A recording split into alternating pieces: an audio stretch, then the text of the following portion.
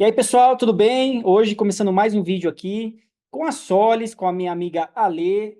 Tudo bem, Ale? Como é que você tá? Se apresenta aqui para o público e seja bem-vinda. Tudo bem? Obrigada pelo convite, Ricardo. Então, meu nome é Alessandra Felizari, eu sou engenheira de pré-vendas na Solis, fábrica de inversores, né, fotovoltaicos, e a gente trabalha muito com o desenvolvimento de produtos, com a venda de produtos, né, explicação de como funcionam os produtos da Solis e como a gente vai poder, então, se adaptar ao mercado solar brasileiro. Então, é muito interessante a gente conversar hoje como é a interação da tecnologia e como é muito orgânico isso o tempo todo para você estar atualizada com o que está acontecendo no mercado, com as necessidades de conexão e entregar a solução correta ali na ponta para o cliente final, para o consumidor final, falar: Opa, eu tenho a solução certa, eu estou enquadrado no que manda a lei ou o que a concessionária de energia está falando. Então é sobre isso que a gente vai falar aqui hoje.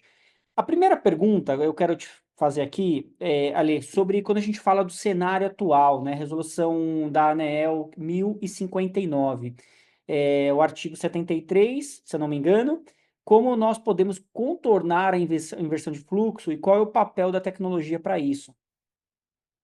Então, essa é uma ótima pergunta, né? Porque a gente tem aí diversas aplicações agora para sistemas, nesse caso aí, ou melhor, a gente tem diversas aplicações, porém, para cada caso novo, cada sistema novo ou um upgrade do sistema, vai cair nessa resolução da ANEEL e ali vai ter umas 5 possibilidades que a ANEEL traz. Que o cliente final pode se adaptar. Dessas 5 possibilidades aí que a gente tem, basicamente, duas são aquelas que a gente se enquadra, ou melhor, que a gente consegue fornecer acessórios. Nós, como Solis, conseguimos fornecer acessórios juntamente aos inversores. Então, entre essas 5, eu diria que o cenário atual traria três principais, que seria a limitação parcial da potência injetada, falando em inversão de fluxo, né? Seria a próxima a limitação total da potência injetada e a limitação por horário de injeção, né? Esses três cenários, eles se encaixariam nas últimas duas soluções que essa resolução da ANEEL está trazendo para nós. E nós aí temos algumas possibilidades de como podemos atuar diante disso, né? A limitação parcial da potência injetada, a gente pode fazer através, uma vez que o cliente final ele tenha um sistema de 50 kW, por exemplo, 50 quilowatts, e a concessionária diz para ele que ele só pode injetar 20. Então ele pode usar um acessório para limitar a exportação de energia e realmente deixar nos 20 quilowatts ali para exportação, seja qualquer horário do dia, né? Existe essa possibilidade de limitar um determinado valor, Tá, né? então quer dizer, Independente do horário. o cliente tem que ficar, o usuário de energia, ele cada vez mais atento que a tecnologia vai importar muito nesse novo cenário, aonde não é mais aquela coisa assim, eu posso produzir quanta energia eu quiser e colocar na rede que está tudo certo. Não existe mais isso em várias partes do mundo. Na verdade, existe várias questões de regulação, de quantidade de energia que você pode produzir ou injetar, quer dizer, produzir pode produzir mais. Nesse caso que você citou, de 50 para 20, vamos pensar que, não, mas então qual é o sentido eu comprar um inversor de 50, produzir 50 quilowatts de energia, né, com um inversor de 50 e só poder usufruir 20 disso? Na verdade, não é isso. A gente está falando de outra coisa. A gente está falando que neste caso em específico, o usuário ele vai pegar esses 30 quilowatts que não vai injetar, mas ele vai estar usando essa energia. E tem várias formas para se fazer isso hoje, correto? Correto, correto. Exatamente isso. Eu acho que o ideal, assim, sempre, nesse caso que a gente está falando do inversor de 50 kW, é um caso comercial, industrial maior, né? É estudar exatamente qual que é o consumo da carga, né? O consumo do local. Porque, dependendo do tipo de comércio, ele vai conseguir gerar e consumir muito dessa potência que ele tem instalado ali na usina, né? Então, cada caso é um caso, o ideal é sempre calcular, né? Fazer os mínimos cálculos para que a gente consiga fornecer uma solução adequada para o cliente, porque hoje em dia a gente sabe que calcular um sistema simples é fácil, que bom, né? Que atualmente as coisas estão mais fáceis, estão acessíveis, mas um cálculo aí para a exportação de energia, realmente ele vai fazer toda a diferença em que ponto que o cliente vai se enquadrar ali nessas legislações, né? Então, acho que a gente está aí tentando se adaptar a um cenário de inversão de fluxo que a gente sabe que iria ocorrer, já está ocorrendo em alguns lugares do mundo, né? Que Uhum. é quando a gente tem essa quantidade maior de gerador, do que de consumidores, e a gente vai se adaptar realmente de acordo com o tipo de usina que a gente vai fornecer soluções. Então, Sim, acredito que estamos no caminho. estamos no caminho e a Solis tem liderado vários pontos do mundo aí com tecnologia. Por isso, quando você fala assim, tecnologia, a desenvolver produtos locais, é o papel de vocês, né? Então, a Lê, Sim, lá no time da Solis Brasil, ela sempre se comunica ali com a matriz e fala, olha, não, aqui a gente está passando por isso agora, a gente precisa dessa solução ou disso. Então, sempre existe essa atualização de produto ou uma incrementação de novos produtos para se adequar a essas realidades novas que vão surgindo, né? E aí, o que está exatamente. chegando agora, ele fala assim, tá, mas peraí, todo mundo, o que que é a tal da inversão de fluxo? Todo mundo pode sofrer com isso? Fala pra gente sobre isso. Então, acredito que grande parte do cenário atual pode sofrer com isso, porém, isso está acontecendo mais em locais onde tem maior quantidade de gerador, né? E Uhum. quem vai definir isso são as concessionárias. Então, a gente tem muitas concessionárias aí em todos os estados brasileiros e cada uma interpreta de uma forma. Claro que o cálculo deveria ser o mesmo para todas. Mas a gente sabe que a quantidade de usinas ela cresce muito toda hora, né? Imagina, a Solis ela tem 350 instalações por dia no Brasil, né? Nossa, por dia. Então são muitas instalações. Uhum. E agora imagina quantas marcas tem aí, né? Sim, Então, o que eu ia te dizer é que vai depender de cada estado, de cada concessionária, mas, em resumo, essa ideia, né, da inversão de fluxo é quando não ocorre o sentido convencional da potência. Então, em vez de sair do gerador, de uma hidrelétrica, de uma usina fotovoltaica grande, né, ou de uma usina eólica, em vez de sair desses geradores e a potência ir direto para a carga, estaria fazendo o sentido inverso dessa potência, por conta de ter muito mais gerador do que fotovoltaico do que ter consumidor, né? ou seja, Falando em a pequenos, energia, pequenos geradores. falando para o consumidor entender, é como se eu estivesse empurrando uma energia do lado de cá, né? O sistema tradicional empurrando de lado de lá enfim, vira uma briga e gera um problema para a rede. Uhum. A rede. Algumas concessionárias, inclusive, dizem que pode estragar componentes eletrônicos da linha, né? Estragar um transformador, por exemplo. Sim, Então, eles têm as suas justificativas. E a gente, então, também está desenvolvendo, os nossos soluções. dispositivos para conseguir lidar com isso enfim, trabalhar todo mundo junto, né? Sim, quer dizer, o melhor dos cenários é realmente a transição energética acontecer de forma Uhum. bem inclusiva, de uma forma bem pacífica, né? E que tenha todos os cenários se enquadrem, todos os agentes desse cenário se enquadrem dentro do ecossistema, que é o quê? Você tem a transmissão de energia, você tem o pequeno produtor de energia, o médio e o grande, você tem, né? Então, tudo isso vai usar o quê? A mesma rede que não foi uma rede desenhada, também modernizada para este desenho atual. Por isso que É. agora a tecnologia está se modernizando ao ponto de falar assim, não, peraí, tudo bem, a regra é essa, eu vou continuar gerando, consumindo minha energia, produzindo minha energia, agora eu posso armazenar energia, posso não exportar, posso exportar, dá para controlar e contornar todo esse problema. Aí eu te pergunto, Ale, quando a gente fala de inversão de fluxo e a gente fala de limitações, nesse cenário que a gente está conversando, depois da resolução 1059, surgiu a 1098, que foi em julho, não foi isso? Julho passado? Sim. Tá. Isso, em E, julho. Isso aí. e aí a gente fala de três cenários e três possibilidades, né? Usar o sistema grid zero, o famoso fast track e a Uhum. fórmula de critério de gratuidade. Então, muita gente não sabe exatamente o que que significa isso. Eu queria que você explicasse para o consumidor. Tá, com certeza. Então, a gente aí tem três possibilidades para conseguir aprovar um projeto sem que ele se enquadre num sistema micro GD, mini ou micro GD. Então, ele não poderia passar ser designado como um projeto que pode ter uma inversão de fluxo. Então, a gente está escapando da Uhum. justificativa da inversão de fluxo de certa forma.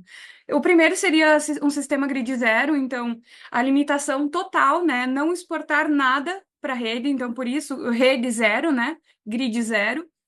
Então, nós temos um equipamento que faz o grid zero, que é o EPM, né? Que é o Export Power Manager.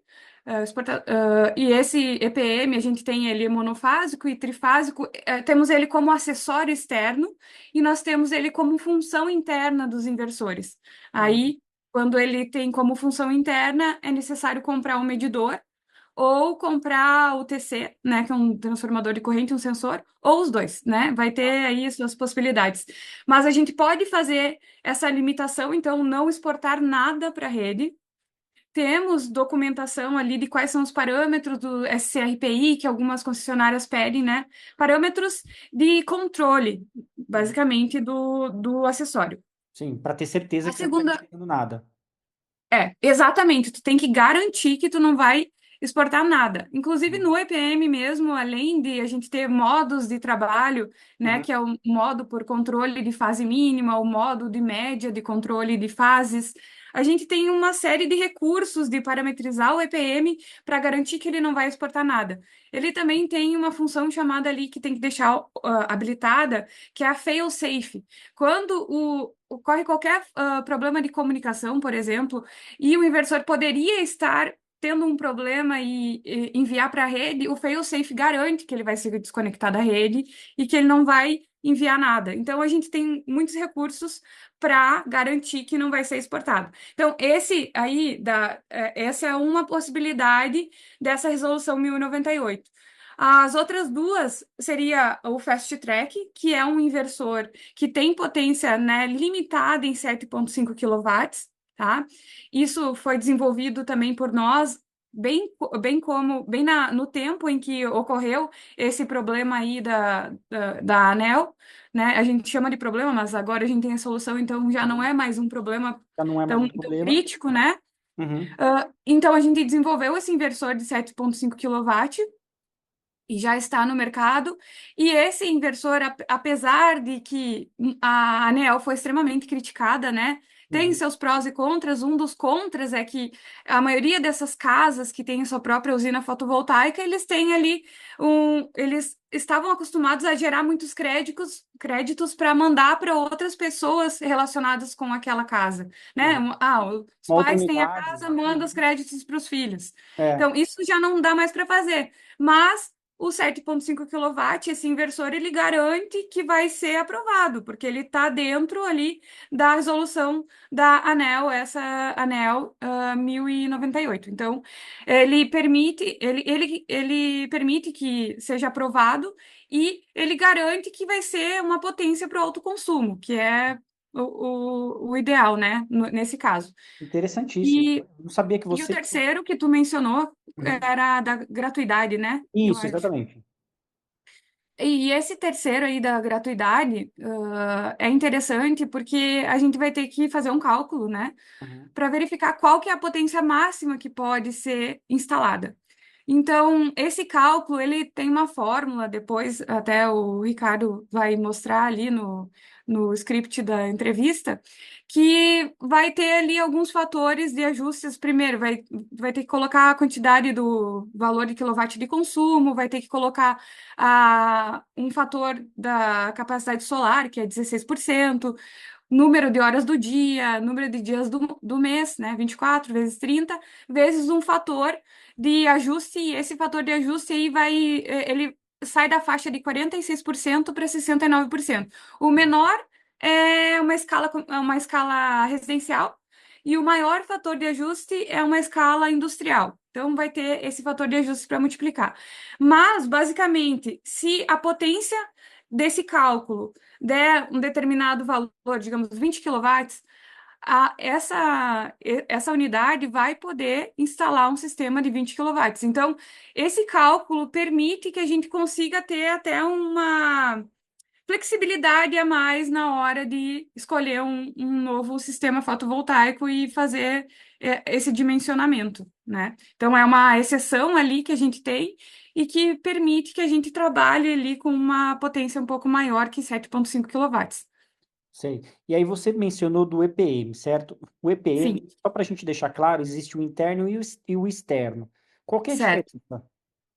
Bom, a principal diferença é que o EPM interno, ele é uma função, né? Uma O função que significa EPM, do para quem está inversor. assistindo?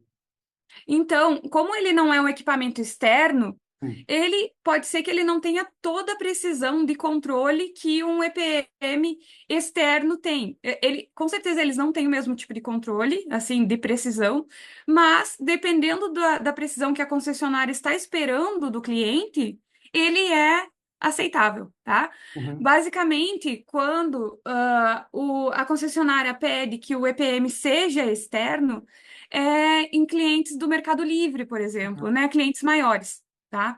Então, o EPM, como acessório externo, ele tem mais precisão, ele tem várias certificações, ele passa ali na GED 33, por exemplo, que é uma normativa da CPFL, que várias concessionárias usam, que é uma tradução de uma normativa que vem de fora, né? uhum. Então, ele tem essas certificações, ele pode ser utilizado para isso, mas o EPM interno ele também funciona muito bem, ele também tem medidores e tem transformadores, sensores, né, para ler a corrente ali do grid.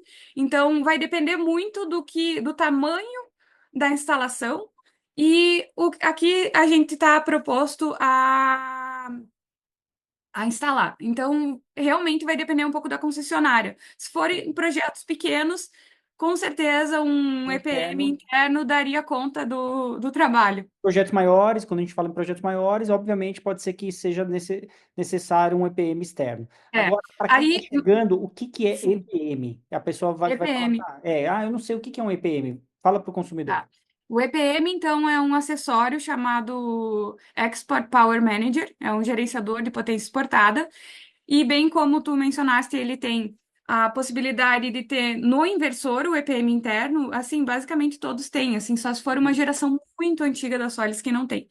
Tá. E o EPM externo, que é um acessório que vai ser conectado até 20 unidades de inversores, tá? Então a gente pode fazer ali um controle de uma planta maior, né? Até 20 Sim. inversores. Então, uma coisa importante que eu esqueci de mencionar é que o EPM externo, como acessório, ele sofreu uma atualização ótima agora em novembro do ano passado, que ele permite que a gente faça o controle de injeção por horário. Uhum. Tá? Então, essa parte do controle de injeção por horário é extremamente importante, porque é um dos cenários que eu mencionei antes da ANEEL 1059. Então, esse acessório externo, ele vai ter até 5 horários de controle. Então, é o timing of use que a gente chama, né? A gente seta o horário de início e final de exportação e habilita como se fosse um switch, uma chave ali na tela do EPM mesmo. Então, tem 5 possibilidades. E para esses casos onde a concessionária permite injeção, mas em determinados horários, a gente agora tem essa atualização, tá? Isso que é Quer bem dizer, interessante para aplicação. sempre voltando para o assunto que a tecnologia sempre dá uma resposta à altura do que o mercado necessita, né? Então, no caso da Solis, eu posso dizer claramente que a Solis ela tem um portfólio aí completo para responder ao que o mercado precisa, e isso é muito importante. E perguntando agora, para a gente finalizar, o híbrido, né? Quando o híbrido a gente fala assim, eu tenho aqui uma planta, eu quero já colocar um híbrido, que já quero investir num inversor híbrido. Existe a possibilidade de não exportar nada com híbrido também? Existe a possibilidade de não exportar nada, inclusive a gente pode simplesmente configurar o inversor para ele nunca exportar nada, mas caso queira exportar em horários diferentes, né, que nem eu mencionei ali, limitação de horário, aí a gente pode incorporar o EPM juntamente com o inversor híbrido. Uhum. Aí tem essa possibilidade também. Aí, já que a gente está falando do híbrido, algumas concessionárias, elas limitaram horários onde a gente não tem sol, né, para exportar para a rede. Então, como é que a gente vai estar gerando e exportar num determinado horário que a gente não está Sim. gerando fotovoltaico?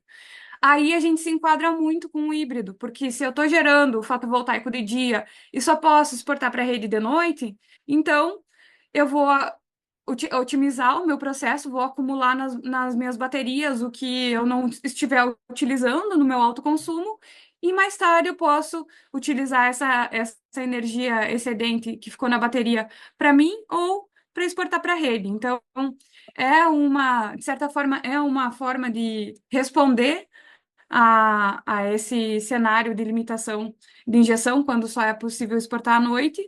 Mas também a gente sabe que o híbrido é uma tendência, né, mundial, que está chegando no Brasil também com força esse ano passado e agora, ainda mais em 2025, e que é uma possibilidade, então, casar, fazer esse match entre um inversor híbrido, um sistema fotovoltaico, uma bateria, um banco de baterias, né, geradora diesel, caso queira, e também colocar um gerenciador de potência exportada, caso seja necessário. Maravilha, Lê. A minha amiga aqui, Alessandra da Solis.